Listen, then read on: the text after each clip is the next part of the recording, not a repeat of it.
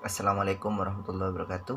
Nama M. Rizal Latif Walhoir, kelas D, Prodi Ilmu Hadis, Fakultas Usuluddin Pemikiran Islam,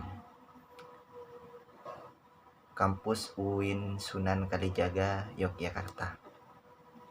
Di sini saya ingin menyelesaikan tugas yang sudah diberi dosen matkul pengantar studi Islam. Di sini saya ingin menjelaskan tentang Islam normatif dan Islam historis. Oke, kembali lagi.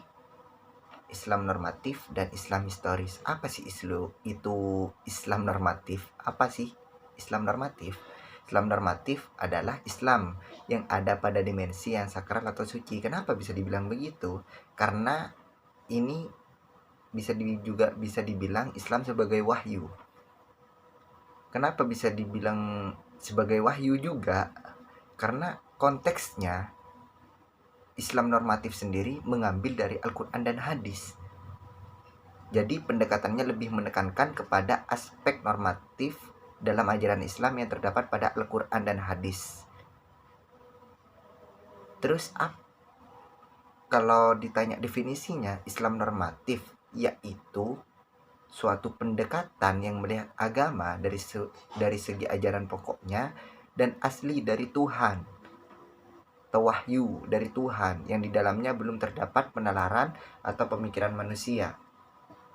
Karena Islam sendiri memang hukum secara menyeluruh itu mengambilnya dari Al-Quran dan tafsir. Tapi Islam normatif sendiri masih belum terdapat pemikiran atau enggak penalaran manusia.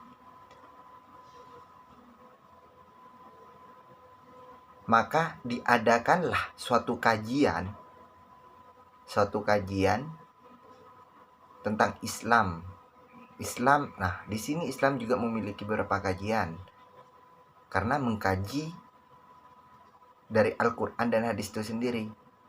Jadi munculnya kajian-kajian itu banyak cabangnya. Ada yang teologi, filsafat, tafsir, tasawuf, fikih, dan juga lain-lain. Kenapa dikaji? Karena takutnya pemahaman secara individual itu berbeda-beda. Takutnya nanti ada yang nggak paham malah dia sesat. Nah, kalau berbicara tentang Islam historis, apa sih Islam historis? Islam yang sesungguhnya ada di kalangan masyarakat. Nah, sekarang Islam historis ini, kenapa Islam yang sesungguhnya ada di kalangan masyarakat? Karena adanya suatu kajian di dalamnya yang bisa mendefinisikan atau menafsirkan atau enggak mengasih pemikiran atau enggak penalaran yang ada pada Al-Quran dan hadis.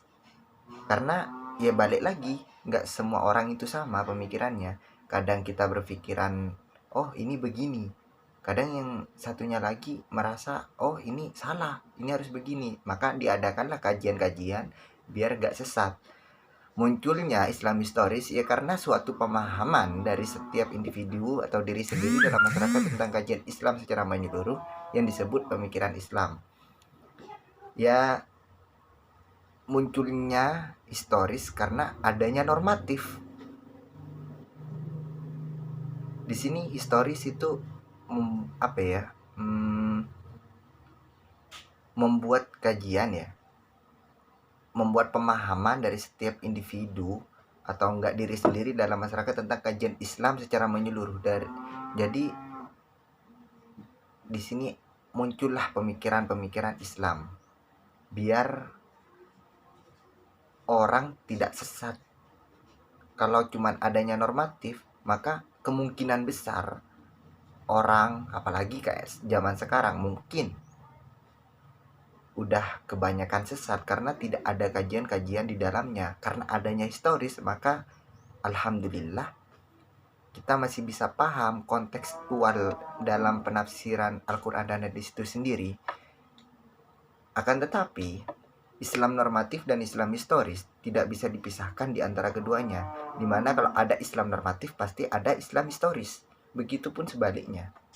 Mungkin sekian dari saya. Kurang lebihnya saya mohon maaf apabila ada kata-kata yang salah. Assalamualaikum warahmatullahi wabarakatuh.